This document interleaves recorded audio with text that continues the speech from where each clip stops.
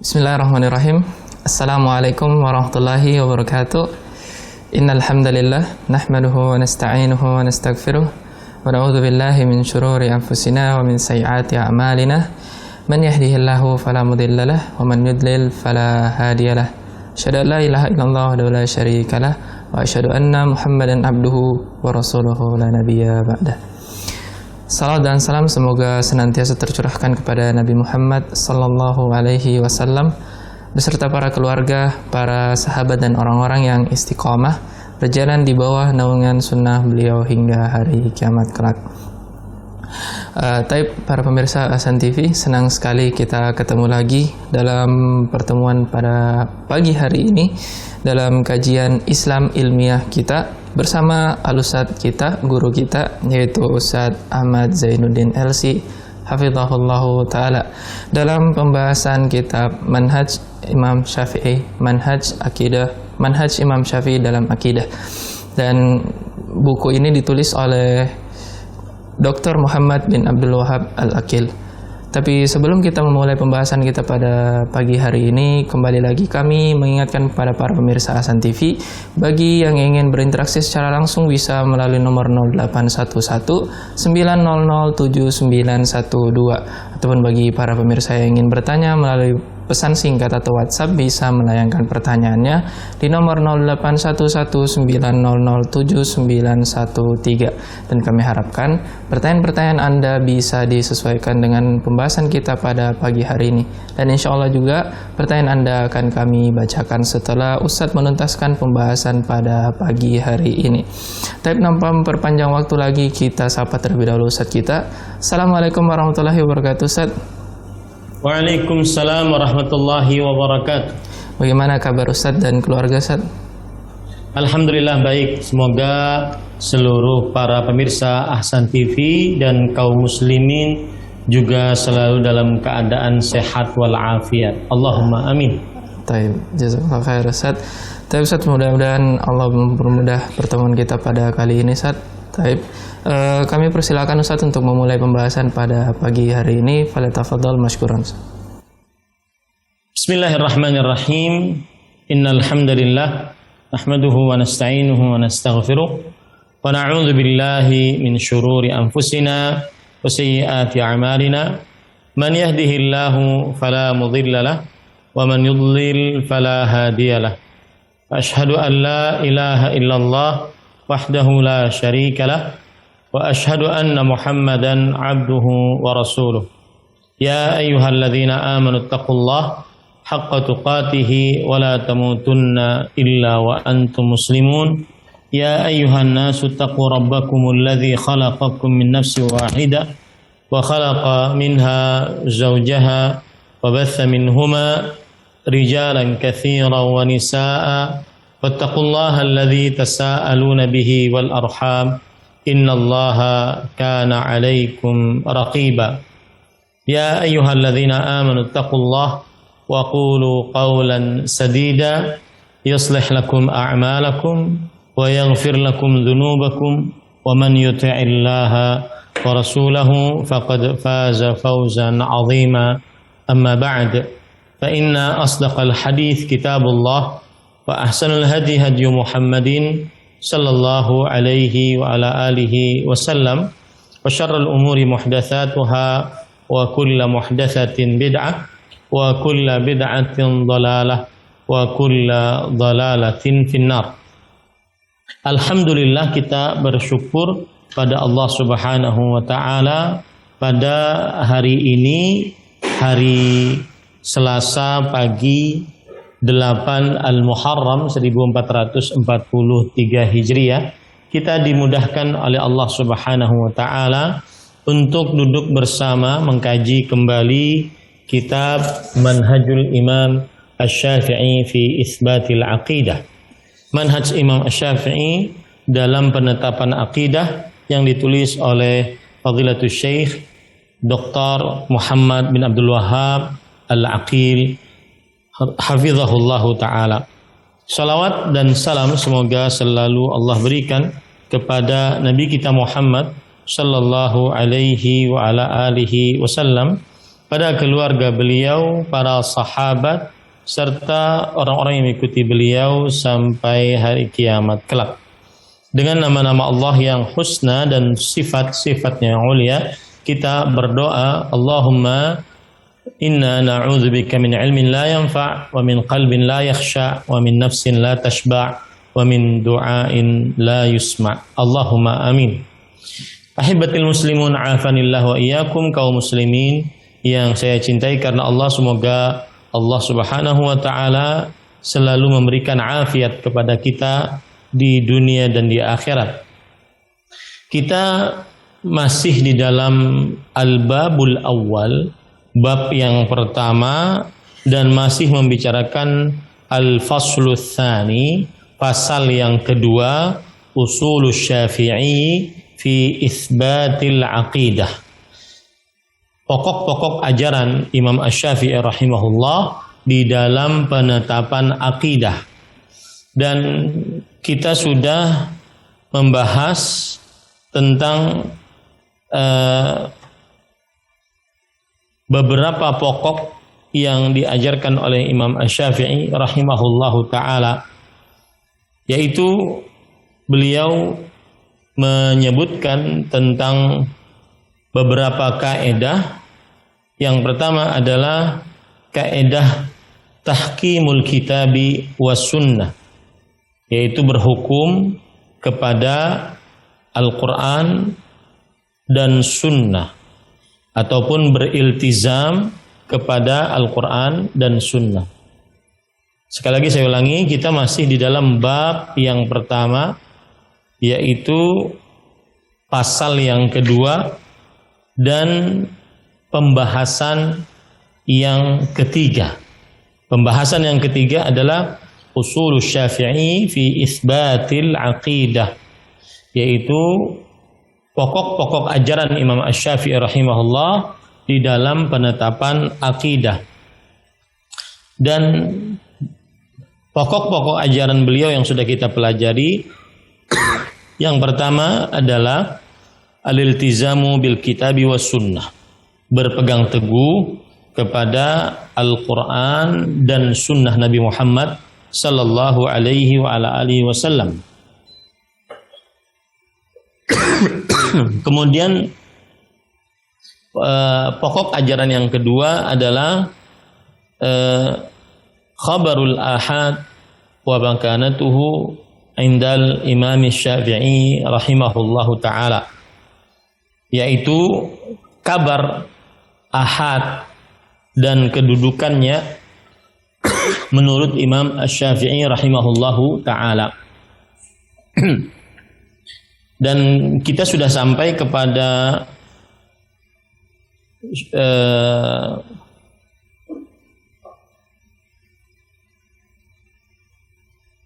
yaitu mengamalkan hadis-hadis ahad.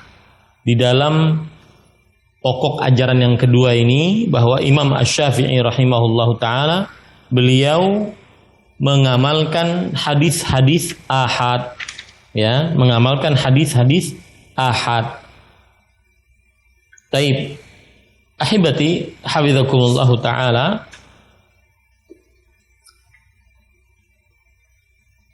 kita baca di halaman yang ke-117. Penulis rahimahullahu taala, hafizahullahu taala berkata, "Tsumma dzakara ba'd al-ahadits allati tadullu ala wujubil 'amali bi khabaril ahad." Kemudian Imam Asy-Syafi'i rahimahullah menyebutkan beberapa hadis yang menunjukkan wajibnya mengamalkan hadis ahad. Wa annahu yufidul ilmal qat'iyyah, dan bahwa hadis ahad memberikan ilmu yang pasti. Tsumma dzakara ba'd al-hawadits allati tadullu ala hadza. Kemudian beliau Imam Asy-Syafi'i rahimahullah menyebutkan beberapa kejadian-kejadian yang menunjukkan akan hal ini, bahwa hadis ahad diterima Dan itu ditunjuki oleh kejadian-kejadian. Faqala Imam Syafi'i rahimahullahu taala berkata, wa ba'atha Rasulullah sallallahu alaihi wasallam Abu Bakrin waliyan 'alal hajji fi sanati 9 wa hadarahu al-hajj min ahli buldan mukhtalifah wa syu'ubin mutafarriqah fa aqama lahum manasikahum wa akhbarahum an Rasulillah sallallahu alaihi wasallam bimalihim wa ma alaihim. Yaitu kejadian yang pertama adalah Rasulullah sallallahu alaihi wasallam mengutus Abu Bakar As-Siddiq radhiyallahu anhu sebagai pemimpin haji pada tahun ke-9 Hijriah. Dan yang menghadiri haji pada waktu itu adalah orang-orang dari negara-negara yang bermacam-macam, dari bangsa-bangsa yang bermacam-macam. Lalu Abu Bakar As-Siddiq radhiyallahu anhu berdiam bersama mereka, mengajarkan manasik haji kepada mereka. Dan Abu Bakar As-Siddiq radhiyallahu anhu memberitahukan kepada mereka tentang Rasulullah sallallahu alaihi wasallam, tentang apa yang harus mereka kerjakan saat berhaji. Nah, ini menunjukkan bahwasanya Abu Bakar As-Siddiq radhiyallahu anhu sendirian memberikan kabar tentang tata cara haji, dan itu diterima oleh Rasulullah sallallahu alaihi wasallam dan oleh syariat Islam. Ini menunjukkan bahwa kabar dari satu orang diterima. Kabar dari satu orang diterima, ya. Kemudian selanjutnya yaitu wa ba'atha Ali bin Abi Thalib radhiyallahu anhu fi tilka sanah fa qara'a alaihim fi majma'ihim yawman nahr ayatin min surati Bara'ah wa nabadha ila qaumin ala sawa wa ja'ala lahum mudadan wa nahahum an umur. Dan Rasulullah sallallahu alaihi wasallam mengutus Ali bin Abi Thalib pada tahun itu membacakan kepada kaum muslimin di tempat-tempat mereka pada hari Nahr, itu pada hari Idul Adha, beberapa ayat dari surat Taubat. Dan kemudian ini pergi kepada kaum yang sama dan menjadikan untuk mereka pertolongan dan melarang pada mereka beberapa perkara. Lihat di sini, fakana Abu Bakr wa Aliun ma'rufaini 'inda ahli Makkah bil fadli wad dini was sidqi wa kana man jahilahuma aw ahadahuma minal haji wajada man yukhbiruhu an sidqihima wa fadlihima. Abu Bakar As-Siddiq dan Ali bin Abi Thalib dikenal oleh penduduk kota Makkah, dikenal dengan kemuliaan, dikenal dengan kejujuran, dikenal dengan agama. Dan siapa yang tidak mengetahui mereka berdua, atau salah satu dari mereka berdua dari seorang yang menunaikan ibadah haji, maka dia akan mendapati seorang yang memberitahukannya tentang kejujuran mereka berdua dan keutamaan mereka berdua. Abu Bakar As-Siddiq radhiyallahu anhu memimpin sendirian. Kemudian Ali bin Abi Thalib mengajari orang-orang di kota Mekah dan juga orang-orang kaum muslimin yang menunaikan ibadah haji sendirian. Ya. Maka ini tetap diterima kabarnya. Kemudian penulis mengatakan walam yakun Rasulullah sallallahu alaihi wasallam liyab'atsa illa wahidan. Al-hijjatu qa'imatun bi khabarihi ala man ba'athahu ilaihi insyaallah. Dan Rasul sallallahu alaihi wasallam tidak mengutus kecuali satu orang. Dan itu sudah tegak alasan dengan kabar dari satu orang tersebut atas siapa yang Rasul Shallallahu Alaihi Wasallam utus kepadanya dengan izin Allah Subhanahu Wa Taala. Artinya Abu Bakar As-Siddiq radhiyallahu anhu mengajari kaum muslimin untuk menunaikan ibadah haji, beliau satu orang. Nah, Ali bin Abi Thalib radhiyallahu anhu mengajari orang-orang, beliau juga satu orang.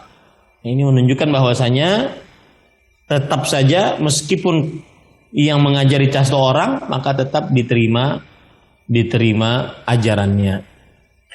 Kemudian penulis mengatakan, waqad farraqa an-nabiy sallallahu alaihi wasallam ummalan ala nawahi arafna asma'ahum wal mawadi'a allati farraqa 'alaiha. Dan Nabi Muhammad sallallahu alaihi wasallam telah mengutus beberapa petugas ke pojok-pojok daerah. Kami mengenal nama-nama mereka. Dan juga ke tempat-tempat yang mereka diperintahkan untuk mendatangi. Nah, ini juga dalil yang menunjukkan bahwa Rasulullah Shallallahu Alaihi Wasallam menerima kabar dari satu orang. Ya, menerima kabar dari satu orang. Kemudian penulis mengatakan, wa ba'atha Qais bin Asim wa Zibriqan ibn Badr wa ibn Nuwairah ila asyairihim bi'ilmihim bisidqihim indahum. Dan Rasulullah SAW mengutus Qais bin Asim dan Zibriqan bin Badr dan Ibnu Nuwairah ke keluarga-keluarga mereka sesudah mengajari mereka dan juga agar mereka mengajari keluarga-keluarga mereka. Karena Rasul sallallahu alaihi wasallam mengetahui Qais, Zibriqan dan Ibnu Nuwairah adalah orang-orang yang jujur di tengah-tengah kaumnya. Ini menunjukkan juga kabar satu orang diterima oleh Rasulullah dalam agama Islam. Wa qadima alaihim wafdul Bahrain fa'arafu man ma'ahu faba'atha ma'ahum Ibnu Sa'id Ibn Sa'id bin Al-As. Dan datang utusan dari Bahrain kepada mereka. Lalu mereka mengetahui siapa yang bersama mereka. Maka Rasul sallallahu alaihi wasallam mengutus bersama mereka bin Sa'id bin Al-As. Wa ba'atha Mu'adz bin Jabal ila al-Yaman wa amarahu an yuqatila biman ata'ahu man asahu wa yu'allimuhum ma faradallahu alaihim wa ya'khudha minhum ma wajaba alaihim bi ma'rifatihim bi Mu'adz wa makanati minhu wa makanihi minhum wa sidqihi. Dan Rasulullah SAW mengutus Mu'adz bin Jabal ke negeri Yaman dan memerintahkan Mu'adz bin Jabal untuk memerangi orang yang mentaatinya dari orang yang memaksiatinya. Artinya yang tidak mau masuk Islam diperangi. Dan mengajarkan kepada mereka apa yang diwajibkan oleh Allah Subhanahu wa taala atas mereka. Dan mengambil dari mereka apa yang diwajibkan atas mereka untuk mengeluarkannya. Karena mereka mengenal Mu'adz bin Jabal radhiyallahu anhu dan juga kedudukannya di sisi mereka dan juga kejujurannya. Ini semua kejadian-kejadian yang menunjukkan bahwasanya khabarul wahid yuqbal wa yufidul ilm. Bahwa hadis dari satu orang itu diterima dan mendatangkan ilmu yang pasti. Ya, ini kejadian-kejadian kata Imam Asy-Syafi'i rahimahullah bahwa hadis ahad diterima. Wa kullu man waliya faqad amarahu bi akhdhi ma aujaballahu ala man wallahu alaih. Dan setiap yang berkuasa maka Allah Subhanahu wa taala Rasulullah SAW telah memerintahkan untuk mengambil harta zakat yang Allah wajibkan atas rakyatnya.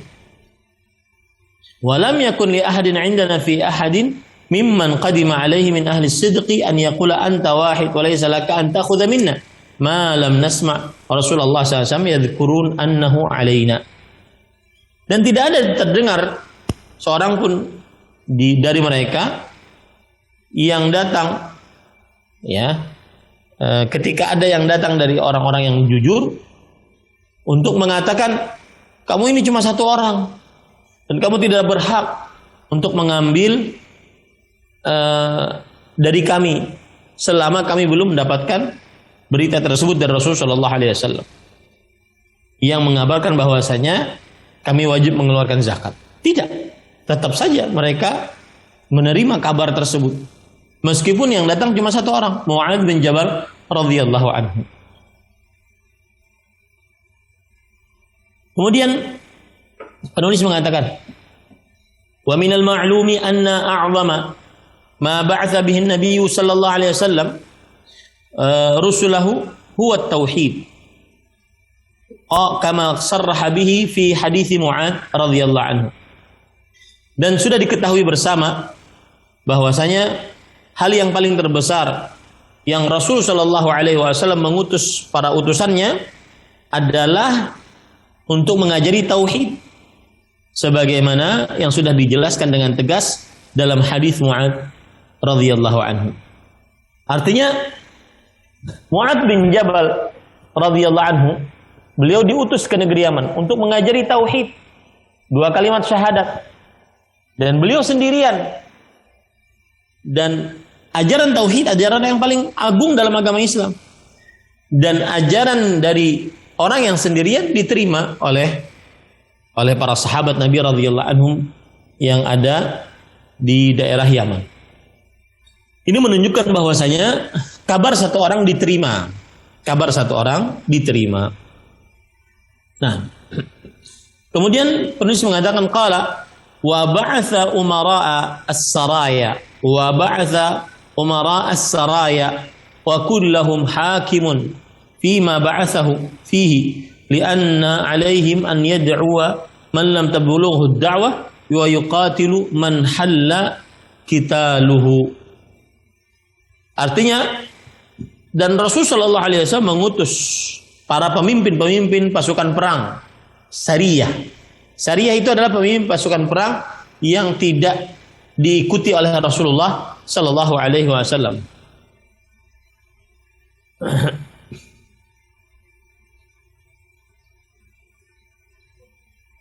Kemudian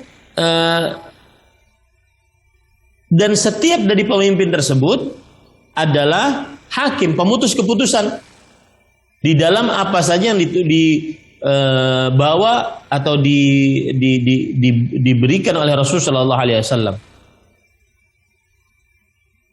Karena pemimpin-pemimpin tersebut wajib berdakwah bagi siapa yang tidak sampai dakwah kepadanya, dan wajib memerangi seorang yang halal untuk diperangi. Ini dilakukan oleh siapa? Oleh pemimpin-pemimpin perang Sariyah yang tidak diikuti oleh Rasulullah SAW, dan mereka satu orang. Para ikhwah yang dirahmati oleh Allah Subhanahu wa taala. Kemudian penulis mengatakan qala walam tazal kutubu Rasulillah sallallahu alaihi wasallam tunaffadhu ila wulatihi bil amri wan nahi wa lam yakun li ahadin min wulatihi tarku infadhi amrihi wa lam yakun liyab'atha rasulan illa sadiqan 'inda man ba'atha ilaih. Artinya, dan masih saja risalah ataupun surat-surat Rasul sallallahu alaihi wasallam disampaikan kepada para pejabat-pejabat di zaman beliau, baik itu berupa perintah ataupun berupa larangan, dan tidak ada seorang pun dari pejabat-pejabat tersebut yang meninggalkan melaksanakan apa isi surat tersebut. Dan tidaklah seorang rasul diutus kecuali dalam keadaan jujur, ya, jujur kepada yang diutusnya, jujur kepada yang diutus kepadanya. Kemudian ahibati hafizakumullah taala, penulis kemudian mengatakan, wa hakadha kanat kutubu khulafaihi ba'dahu wa ummaluhum wa ma ajma'a al-muslimuna alaihi min an yakuna al-khalifah wahidan wal qadhi wahidan wal amiru wahidan wal imam. Dan demikianlah surat-surat para khalifah sepeninggal beliau dan juga gubernur-gubernur sepeninggal beliau, dan apa yang disepakati oleh kaum muslimin atasnya, yaitu bahwa khalifah satu orang dan pemimpin satu orang dan juga raja satu orang.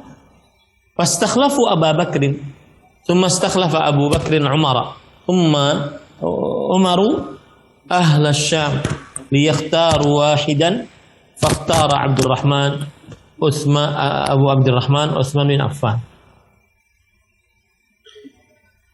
Yang artinya demikian juga Abu Bakar As-Siddiq radhiyallahu anhu. Beliau digantikan oleh Umar. Kemudian Umar bin Khattab radhiyallahu anhu memerintahkan kepada para ahli musyawarat untuk memilih salah satu dari 6 ahli musyawarah tersebut.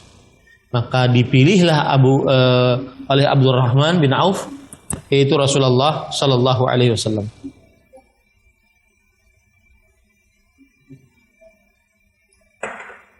Ini semua menunjukkan bahwasanya khabar ahad diterima dengan kejadian-kejadian ini. Ya, kejadian-kejadian ini, kabar yang datang dari satu orang diterima dan yufidul ilm, menambah faedah ilmu yang pasti. Nah, kemudian penulis mengatakan, falamma wajadna kitaba Ali Amr ibn Hazm anna Rasulullah sallallahu alaihi wasallam qala wa fi kulli isba'in mimma hunaka 'ashrun minal ibil saru ilaihi wa kanu qablahu yukhalifunahu wa lam yaqbalu kitaba Ali Amr ibn Hazm wallahu a'lam hatta yathbuta lahum annahu kitabu Rasulullah sallallahu alaihi wa ala wasallam. Maka ketika kita mendapati surat dari Ali Amr, keluarganya Amr bin Hazm, bahwa Rasul sallallahu alaihi wasallam bersabda, di setiap jari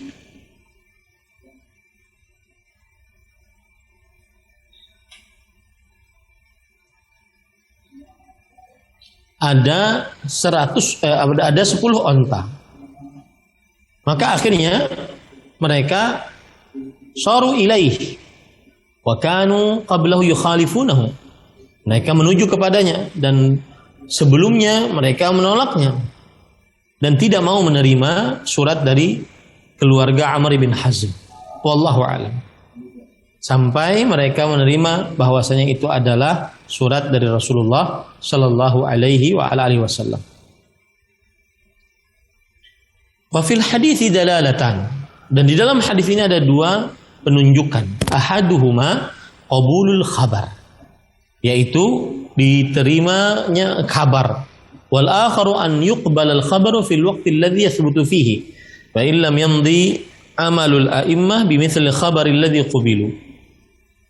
Yang kedua adalah diterimanya kabar di waktu yang telah tetap di dalamnya, meskipun belum selesai perbuatan para imam, seperti tentang kabar yang mereka terima. Intinya para ikhwan yang dirahmati oleh Allah Subhanahu wa taala, bahwa khabarul ahad diterima dan mendatangkan ilmu yang yakin, terutama saat kabar tersebut terjadi. Kemudian penulis mengatakan wa dalalatu ala annahu law madha aidan amalun min ahadin minal a'immah thumma wajada khabaran anin nabi sallallahu alaihi wasallam yukhalifu amalahu litarki amalihi li khabar Rasul sallallahu alaihi wasallam wa dalalati ala anna hadits Rasul sallallahu alaihi wasallam yathbutu bi nafsihi la bi amali ghairihi ba'dahu. Dan pendalil akan hal ini adalah kalau seandainya juga lewat perbuatan dari salah satu imam, kemudian didapati salah satu kabar dari Nabi Muhammad SAW yang menyelisihi perbuatan tersebut, maka la taraka amalahu li khabar Rasulullah SAW. Sungguh dia akan meninggalkan perbuatannya karena ada hadis Rasulullah SAW. Dan penunjukan akan hal ini adalah bahwa hadis Rasulullah SAW itu tetap dengan sendirinya dan tidak dengan perbuatan selainnya setelahnya. Artinya apa? Bahwa khabar ahad kalau itu adalah hadis yang sahih maka diterima, ya, maka diterima. Karena para imam kalau seandainya ada hadis dan hadis tersebut sahih, kemudian para imam berpendapat dan pendapatnya ternyata bertentangan dengan hadis sahih tersebut, mereka senantiasa mengamalkan hadis sahih tersebut. Kemudian penulis mengatakan, "Tsumma dzakara rahimahullahu amsilatan katsiratan minal kitabi was sunnati ala wujubil amal bi khabaril ahad wa dzakara ijma' as-sahabah faman ba'dahum ala dzalik." Kemudian Imam Asy-Syafi'i rahimahullah menyebutkan contoh yang begitu banyak dari Al-Quran dan hadis tentang wajibnya mengamalkan hadis ahad. Dan beliau menyebutkan ijma' para sahabat dan orang-orang setelahnya 2 kali. Beliau mengatakan, "Walau jaza li ahadin minan nas an yaqula fi ilmi al-khassah ajma'al muslimuna qadiman wa hadithan ala tathbiti khabaril wahid wal intiha ilaih bi annahu lam yu'lam min fuqaha'il muslimin ahadun illa waqad tsabbatahu jazali." Kalau seandainya boleh untuk salah seorang dari manusia mengucapkan dalam hadis ahad bahwa kaum muslimin bersepakat baik dari mulai dahulu sampai sekarang tentang penetapan kabar ahad, kabar wahid, kabar satu. Kemudian juga berhenti padanya dan dengan tidak diketahui oleh seorang pun dari ahli, melainkan ini telah ditetapkan, maka ini berarti boleh untuk dikerjakan. Nah, ini menunjukkan bahwasanya kabar ahad meskipun dia satu orang maka diterima oleh agama Islam. Wal muhim anna Syafi'iyya rahimahullah la yufarriqu fi wujubil amal bi khabaril wahid baina masail al-aqidah wa ghairiha min umurid din kama huwa wahidun fil amsilah allati dzakaraha rahimahullah. Dan yang paling utama, yang paling penting adalah bahwa Imam Asy-Syafi'i rahimahullah tidak membedakan antara mengamalkan hadis, ya, mengamalkan amalan dari hadis yang ahad dalam perkara-perkara akidah ataupun selainnya. Sebagaimana yang sudah dijelaskan tadi oleh Imam Asy-Syafi'i rahimahullah taala. Imam Syafi'i tidak membedakan antara ini hadis ahad, ini bukan, baik dalam perkara akidah ataupun selainnya dari perkara-perkara dunia. Pokoknya kalau hadisnya sahih maka beliau terima. Nah,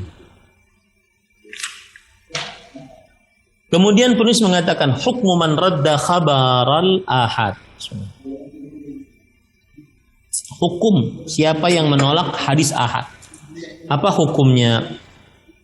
Menurut Imam Asy-Syafi'i rahimahullahu taala, beliau mengatakan, qala Asy-Syafi'i rahimahullah, fala yajuzu 'indi 'ala 'alimin an yuthbita khabara wahidin katsiran wa yahilla wa yuharrima wa yarudda mithlahu illa min jihati an yakuna 'indahu haditsun yukhalifuhu aw an yakuna ma sami'a wa man sami'a minhu awthaqa 'indahu mimman haddathahu khilafahu aw yakuna man haddathahu laysa bihafidh aw yakuna muttahiman 'indahu أو يتهم من فوقه ممن حدثه أو يكون الحديث محتملا معنيين فيتأول فيذهب إلى أحدهما دون الآخر. Kata Imam Syafi'i rahimahullah tentang hukum orang yang menolak hadis ahad. Tidak diperbolehkan menurutku atas seorang alim untuk menetapkan hadis ahad yang sangat banyak, kemudian dia menghalalkan ataupun haramkan ataupun menolak yang semisalnya, kecuali dari sisi bahwa dia memiliki hadis yang menyelisihinya atau memiliki apa yang dia dengar dan siapa yang dia dengar bahwa itu lebih thiqah menurutnya dibandingkan yang memberitahukannya berbeda dengannya, atau yang memberitahukannya bukan orang yang hafal, orang yang hafal Quran, orang yang hafal hadis, atau yang memberitahukannya termasuk daripada orang yang terkenal dengan dusta, tertuduh dia berdusta, atau tertuduh yang di atasnya juga berdusta jika memberitahukannya, atau hadis tersebut mempunyai makna yang bisa ditakwil, maka sebagian pergi ke sana, sebagian pergi ke sini. Maksud dari perkataan ini adalah bahwa Imam Asy-Syafi'i rahimahullah ta'ala, beliau sangat memperingatkan dengan keras bahwa orang yang menolak kabar ahad, maka pada saat itu dia adalah termasuk orang yang tidak benar dan menyimpang. Ya. Selama hadis tersebut tidak ada yang menyelisihinya, ataupun hadis tersebut tidak didengar oleh orang yang ingin menyelisihinya, atau hadis tersebut diriwayatkan oleh orang yang bukan hafil, atau hadis tersebut diriwayatkan oleh orang yang tertuduh berdusta, atau diriwayatkan oleh gurunya yang tertuduh berdusta, atau hadis tersebut ada pentakwilannya, ya, kemudian dia pergi ke salah satu darinya. Fa illam yasluk wahidan min hadhihi subul fayu'dzar ba'daha qad khata'an la 'udhra fihi 'indana wallahu a'lam. Dan apabila tidak ada dia menjalani satu jalan dari jalan ini, maka hendaklah dia diberikan alasan, ya. Sebagian orang salah dan sebagian orang tidak lepas dari kesalahan.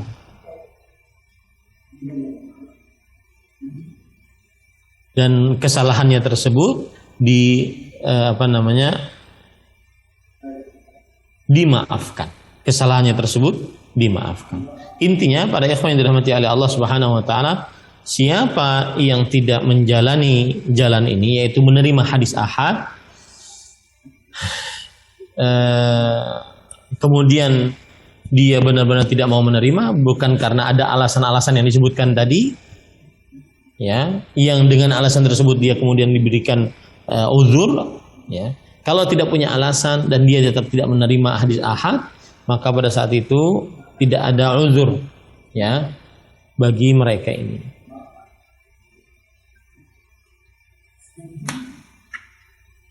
Baik. Kemudian penulis mengatakan, wa qad dzakara Syekhul Islam rahimahullah fi Raf'il Malam an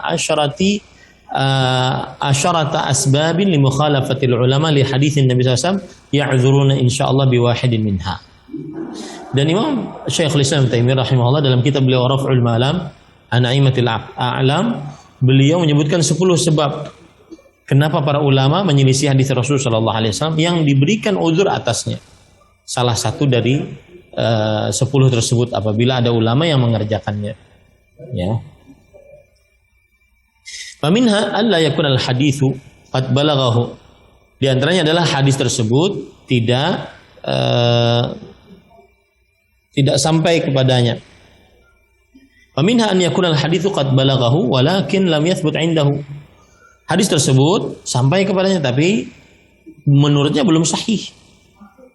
Aw i'taqada dha'fahu, khata'an, atau dia meyakini hadis tersebut lemah. Aw nasiyahu aw lam yatafattan lidalalatihi indal futya, atau dia lupa terhadap hadis tersebut, atau dia tidak paham terhadap penunjukan dari hadis tersebut saat dia berfatwa. Aw i'taqada alla dalalata fihi, atau dia meyakini tidak ada dalil di dalamnya. Aw i'taqada annahu mu'aridun bima yadullu ala dha'fihi, atau dia meyakini bahwa hadis tersebut menyelisihi dari apa yang menunjukkannya kepada kelemahan. Au naskhihi, atau hukumnya dihapus. Au ta'wili mimma khalafahu fihi ghairuhu, atau hadis tersebut ditakwil, ya, yang diselisih oleh sebagian ulama yang lain. Nah, ini menunjukkan bahwasanya sebab-sebab kenapa kita memberikan uzur kepada para ulama ketika ada sebagian dari pendapat mereka mungkin yang bertentangan dengan Al-Quran atau hadis Rasul Sallallahu Alaihi Wasallam. Fabana anna likulli halatin hakaman, faqad ya'dzuru man ittasafa bi ahadi hadhihi al-a'dzar amma ghairuhu mimman lam yattasif bi wahidin minha, kaman ankara hujjiyata khabaril wahid aw tarkil amal aw tarakal amala bihi ta'assuban fala yu'dzuruhu. Maka di setiap keadaan ada keputusan. Terkadang diberikan uzur siapa yang mempunyai sifat dengan salah satu dari uzur-uzur ini. Adapun selainnya yang tidak bersifat salah satu darinya, seperti dia mengingkari keberadaan hadis ahad atau meninggalkan beramal di dalamnya karena dia fanatik, maka pada saat itu dia tidak berikan uzur. Intinya para ikhwan yang dirahmati oleh Allah, dari yang sudah kita bicarakan tadi bahwa Imam Syafi'i rahimahullah, beliau menyebutkan kejadian-kejadian begitu banyak bahwa khabar ahad ataupun hadis yang ahad yang tidak sampai kepada derajat mutawatir itu bisa diamalkan baik dalam perkara akidah ataupun dalam selain perkara akidah. Kemudian juga yang sudah kita pelajari pagi ini yaitu hukum orang yang menolak khabar ahad. Maka Imam Asy-Syafi'i rahimahullahu taala mengatakan tidak diperbolehkan, diharamkan untuk orang yang menyelisihi khabar ahad. Nah, dan ada beberapa ulama terlihat atau dianggap menyelisihi Al-Quran atau hadis Rasulullah SAW. Maka mungkin sebabnya seperti yang disebutkan oleh Syekhul Islam Ibnu Taimiyah rahimahullah taala dalam kitab beliau Raf'ul Malam an A'immatil A'lam, bahwa ada beberapa sebab. Di antaranya hadisnya belum sampai kepada imam tersebut. Di antaranya imam tersebut menganggap hadis ini sahih padahal dia lemah, ya, dan seterusnya.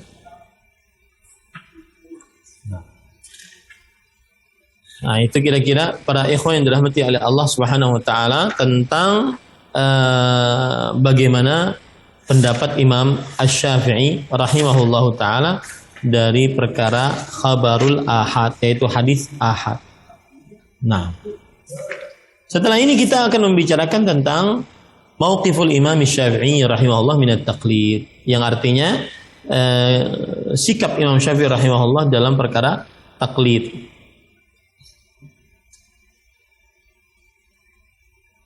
Nah, dan ini panjang, mudah-mudahan kita bisa bahas pada pertemuan yang akan datang. Wallahu alam, sallallahu nabiyana Muhammad walhamdulillahirabbil alamin. Wassalamualaikum. Saya kembalikan acara kepada yang membawa acara. Nah, jazakumullah khairan kepada Ustadz atas ilmu yang sudah diberikan kepada kita semua. Mudah-mudahan apa yang sudah kita dengarkan bersama-sama bisa memberikan manfaat kepada kita semua. Tapi para pemirsa Hasan TV, itulah tadi pembahasan kita pada kitab Manhaj Imam Syafi'i dalam Akidah bersama Ustadz kita, yaitu Ustadz Ahmad Zainuddin LC hafizahullah ta'ala. Dan alhamdulillah tibalah saatnya kita masuk ke sesi selanjutnya, yaitu sesi tanya jawab. Dan kembali lagi kami mengingatkan para pemirsa Hasan TV, bagi yang ingin berinteraktif secara langsung bisa melalui nomor 081190079112. Ataupun bagi para pemirsa yang ingin bertanya melalui WhatsApp atau pesan singkat bisa melayangkan pertanyaannya di nomor 081190079113. Tapi Ustaz, sambil kita menunggu penelpon yang masuk, kita bacakan terlebih dahulu. Pertanyaan sudah masuk melalui pesan singkat. Pertanyaan pertama, Ustaz, siapakah yang boleh menafsirkan makna hadis? Apakah orang awam mampu menafsirkan sendiri maksud atau makna hadis tersebut? Dari hamba Allah di Bekasi. Baik, Ustaz. Bismillah, walhamdulillah, wassalatu wassalamu ala rasulillah wa ala alihi wa sahbihi wa man wala. Maka yang boleh untuk menafsirkan ayat Al-Quran ataupun hadis-hadis Rasulullah SAW adalah para ulama, dimulai dari para sahabat, para tabi'in, para tabi'ut tabi'in. Kemudian ulama-ulama, para imam, 4 mazhab fikih, dan juga ulama-ulama lainnya, di antaranya ulama-ulama dakwah yang mengikuti pemahaman kepada para salafus saleh, para sahabat, para tabi'in, para tabi'ut tabi'in. Nah, pada Ustadz atas jawabannya, mudah-mudahan bisa bermanfaat bagi penanya. Tapi Ustadz, kita lanjut ke pertanyaan selanjutnya. Ustadz, bolehkah seorang penuntut ilmu berkata, si fulan telah melakukan bid'ah, si fulan adalah pelaku bid'ah, Ustadz tersebut telah menyesatkan umat? Dari Ibnu Kemal di Cikarang, Ustadz. Bismillah, walhamdulillah, wassalatu wassalamu ala rasulillah wa ala alihi wa sahbihi wa man wala. Asal hukumnya seorang muslim melakukan nasihat kepada kaum muslimin. Seperti dalam hadis Rasulullah SAW, ad-dinun nasihah, yang artinya inti agama Islam itu adalah memberikan nasihat. Nasihat yang dimaksud di sini adalah iradatul khairil mansuhilah, keinginan baik terhadap orang yang dinasihati. Ya, maka kaum muslimin yang mengatakan bahwa ini seseorang menyimpang dari agama, maka itu sebenarnya dia sedang memberikan nasihat kepada para kaum muslimin agar tidak mengikuti yang menyimpang dari agama. Ya, meskipun yang menyimpang tersebut dianggap ustadz atau dianggap tokoh agama, dianggap pandai dalam perkara agama, tetapi manusia tidak ada yang lepas dari kesalahan. Manusia penuh dengan kekurangan. Maka pada saat itu, jika memang tujuannya untuk mengatakan bahwa ini perbuatan bid'ah dan ini perbuatan menyimpang, untuk mengingatkan kepada kaum muslimin agar tidak melakukan perbuatan tersebut, maka ini diperbolehkan. Ya, maka yang seperti ini diperbolehkan, tidak mengapa. Dengan tujuan memberikan nasihat untuk kaum muslimin. Wallahu a'lam. Taib, jazakumullah khairan kepada Ustaz atas jawabannya, mudah-mudahan bisa bermanfaat bagi penanya. Dan kembali lagi kami mengajak para pemirsa Hasan TV, bagi yang ingin berinteraktif secara langsung bisa melalui nomor 081190079112, ataupun bagi para pemirsa yang ingin memberikan pertanyaan atau melayangkan pertanyaannya bisa melalui nomor 081190079113. Tapi Ustaz, kita lanjut ke pertanyaan selanjutnya, Ustaz. Assalamualaikum. Ustaz, di luar tema, bagaimana hukum nonton tinju atau MMA di televisi? Dari Saifuddin di Kalimantan. Tapi Ustaz. Bismillah, alhamdulillah, wassalatu wassalamu ala rasulillah wa ala alihi wa sahbihi wa man wala. Tinju dan juga olahraga yang menyebabkan kerusakan pada anggota tubuh, terutama kerusakan vital, maka ini hukum asalnya adalah tidak diperbolehkan dalam agama Islam. Karena Rasulullah SAW bersabda, la darar wala dirar, tidak ada bahaya dan tidak boleh membahayakan orang lain. Itu dilihat dari sisi yang melakukan tinju. Nah, dilihat dari sisi yang menonton pertandingan tinju tersebut. Ya, sekali lagi saya katakan, hukum bertinju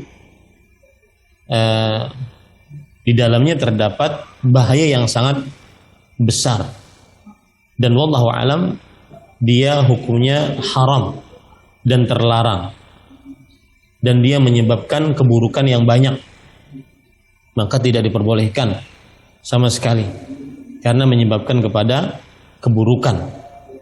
Dan Allah Subhanahu wa taala berfirman dalam surah Al-Baqarah, wala tulqu biaidikum ila tahlukah.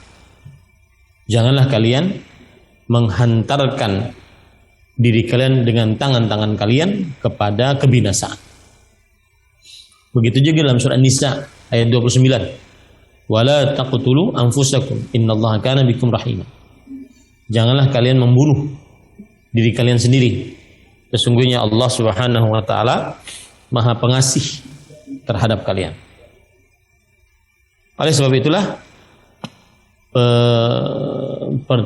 pertandingan tinju dan yang semisalnya, maka ini dijauhi dan dia bertentangan dengan kaedah-kaedah syariat, dan dia hukumnya haram karena menghantarkan kepada keburukan tanpa ada kebaikan dan faedah yang didapat. Nah, adapun untuk menontonnya, maka karena dia hal yang tidak bermanfaat, maka dijauhi untuk menontonnya. Saya tidak bisa untuk mengatakan dia haram, tetapi dijauhi untuk menontonnya. Apalagi di dalamnya terkadang pembukaan aurat, terlihat paha, maka seorang muslim laki-laki tidak boleh melihat aurat laki-laki, tidak boleh melihat aurat laki-laki. Nah, ini yang bisa saya jawab. Wallahu a'lam. Nah, jazakumullah khairan atas jawabannya Ustaz, mudah-mudahan bisa bermanfaat bagi penanya. Ustaz, kita lanjut ke pertanyaan selanjutnya di luar tema lagi Ustaz. Assalamualaikum Ustaz. Apakah profesi sebagai tukang kredit seperti kulkas dan sebagainya hasil uangnya halal atau riba? Ustaz. Coba ulangi. Profesi sebagai tukang kredit seperti kulkas dan sebagainya hasil uangnya halal atau riba, Ustaz? Hasil apa? Hasil uangnya, gajinya, penghasilannya mungkin, Ustaz. Dari profesi tukang apa? Kredit, Ustaz. Tukang kredit. Iya. Asal hukum kredit dia diperbolehkan dalam agama Islam. Seperti saya membeli buku, kalau saya beli tunai seharga 150.000. Kalau saya beri kredit, maka dicicil 3 kali atau 4 kali menjadi harga 200.000. Maka ini diperbolehkan, halal. Tetapi yang tidak diperbolehkan adalah apabila ada pihak ketiga dalam proses jual beli secara kredit tersebut. Karena pihak ketiga ini akan menjadi rentenir ataupun pemberi piutang. Orang yang konsumen tadi akhirnya berhutang kepada pihak ketiga, dan pihak ketiga tidak memiliki barang. Akhirnya pembeli atau konsumen ini dia menyicil kepada pihak ketiga yang mempunyai uang dengan cicilan yang lebih banyak daripada hutang yang dia berhutang kepada orang yang menjual tersebut. Disitulah terjadi riba, yaitu riba fadl, riba tambahan. Hutangnya misalkan dia 1.500.000, kemudian ada pihak ketiga akhirnya menjadi 2 juta. Nah, 2 juta ini menjadi riba. Ya, ribanya 500 karena yang pembeli hanya berhutang 1.500.000. Tetapi karena ada pihak ketiga, akhirnya dia harus membayar 2.500.000-nya. Inilah yang disebut dengan riba. Wallahu a'lam. Nah, Taib, jazakumullah khairan pada Ustadz yang sudah memberikan jawaban-jawaban dari pertanyaan-pertanyaan yang sudah dilayangkan ke kita. Dan saat itulah tadi pertanyaan terakhir dari pada kesempatan kita pada kali ini. Dan sebelum kita menutup pertemuan kita pada kali ini, mungkin ada beberapa ikhtitam dari Ustadz. Bismillah, walhamdulillah, wassalatu wassalamu ala rasulillah wa ala alihi wa ashabihi wa man walah. Tahibatil muslimun, afanillah wa iyyakum. Kaum muslimin yang saya cintai karena Allah, semoga Allah Subhanahu wa taala selalu memberikan afiat kepada kita di dunia dan di akhirat. Sebagai penutup, maka saya ingin memberikan ringkasan dari apa yang sudah kita kaji, bahwasanya kita membicarakan tentang mengamalkan hadis ahad, karena sebagian orang-orang yang menolak sunnah Rasul Sallallahu Alaihi wa ala alihi Wasallam, mereka mengatakan bahwa kami tidak menerima hadis ahad di dalam perkara akidah. Hadis ahad yaitu hadis yang belum sampai kepada derajat mutawatir, kami tidak terima dalam perkara akidah. Ini inti permasalahan. Maka Imam Syafi'i rahimahullahu taala, beliau menolak pendapat ini, bahwa baik dalam perkara akidah, dalam perkara halal dan haram, atau dalam perkara fadailul a'mal, apabila hadis itu sahih, maka tetap diterima dan bisa dijadikan sebagai sandaran hukum untuk beramal. Kemudian salah satu dalil yang menunjukkan bahwa hadis ahad, hadis yang tidak sampai kepada derajat mutawatir, dapat diamalkan, diantaranya adalah pengutusan Abu Bakar As-Siddiq memimpin haji pada tahun ke-9 Hijriah, mengajari kaum muslimin dari luar kota Madinah untuk berhaji, yang beliau dapatkan ilmunya dari Rasulullah Sallallahu Alaihi Wasallam. Dan Abu Bakar As-Siddiq sendirian, diterima kabarnya. Begitu juga beliau mengutus Ali bin Abi Thalib radhiyallahu anhu untuk mengajari penduduk kota Mekah. Dan Ali bin Abi Thalib waktu itu sendirian dan diterima kabarnya. Begitu juga banyak cerita-cerita lain yang menunjukkan bahwasanya hadis ahad, hadis yang tidak sampai kepada derajat mutawatir, tetap diterima di dalam perkara-perkara akidah. Maka salah satu hal yang membedakan antara ahlu sunnah wal jamaah dengan ahlul kalam adalah ahlu sunnah wal jamaah menerima hadis ahad dan berpendapat hadis ahad jika sahih maka tetap menimbulkan ilmu dan bisa dijadikan sebagai sandaran dalam beramal, baik itu dalam perkara akidah atau ibadah atau hukum halal dan haram ataupun muamalah ataupun akhlak dan adab. Ini poin yang pertama. Poin yang kedua yang kita pelajari pada pagi ini adalah hukum orang yang menolak hadis ahad. Maka hukumnya kata Imam Syafi'i rahimahullah ta'ala haram, orang yang menolak hadis ahad. Tetapi kita harus berbaik sangka kepada para ulama ketika mereka menolak beberapa hadis atau pendapat mereka, bukan menolak beberapa hadis, mohon maaf, tetapi pendapat mereka terkadang terkesan ada yang bertentangan dengan hadis Rasul Sallallahu Alaihi Wasallam. Maka ini dijelaskan oleh Imam Syekhul Islam Ibnu Taimiyah rahimahullah dalam kitab beliau Raf'ul Malam an A'immatil A'lam, bahwa ada beberapa sebab yang mana para ulama terkesan bertentangan madhabnya dengan apa yang disebutkan di dalam Al-Quran dan hadis Rasul Shallallahu Alaihi Wasallam.